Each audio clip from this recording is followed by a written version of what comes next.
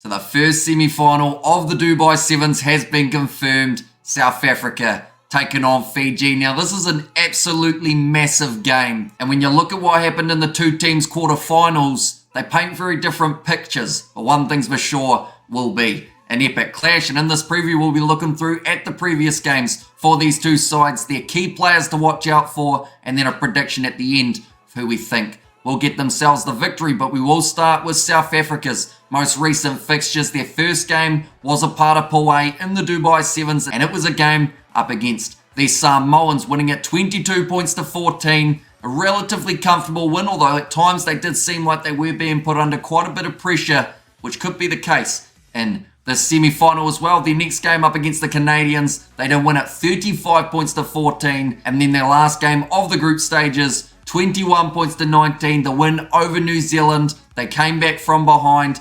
South Africa showing just how dangerous they can be, no matter what time it is throughout that 14 minutes. If there's a chance of them scoring, they will be able to take it. Now in that game up against Canada, we saw quite a kicking orientated game being applied by the blitz box. We've only seen moments of that over their last couple games, so I'm curious to know whether they try that tactic up against the Fijians, whether they back their running game to get them the victory here. Their next game was the quarterfinal. They played it up against the Australians, winning at 24 points to 7. The Aussies just really weren't ever in that game, other than when South Africa ended up with the yellow card of Gerdald that gave them half a chance to get back into it near half-time. But in the second half, the Blitzbox came out firing, getting themselves a couple of extra tries for the Fijians. They started off their Dubai Sevens with a win over the USA, 21 points to 14. They were then victorious over France, 40 points to 5. So a very one-sided affair. Vailawa getting himself a hat-trick throughout that game. And then the last match up against Great Britain, they were defeated 24-0.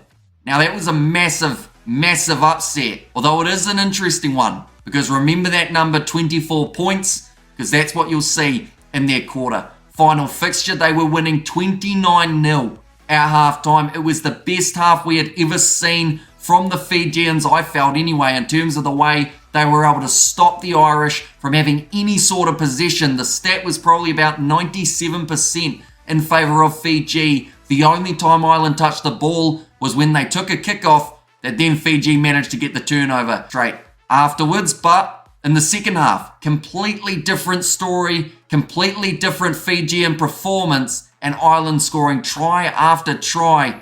And they almost managed to come back and win that game. But Fiji, they held on. They had scored just enough points in that first half, winning at 29 points to 24. But it makes me intrigued. And it does make me wonder whether or not late in a game, is that when the Fijians are going to be struggling? And is that where the Blitzbox could find that little bit more of the momentum? But for the South Africans, the key players to watch out for, Selvin Davids has been absolutely phenomenal throughout this Dubai Sevens competition. He will be one to certainly watch out for. Alongside him, I think the size of Zane Davids could come in very handy up against this Fijian side. And also that experience of Roscoe Speckman actually managed to get a kick in behind and a try off it in the last game up against the Australians. For Fiji, Josefa Talatholo, he managed to win that penalty in the last game up against Ireland.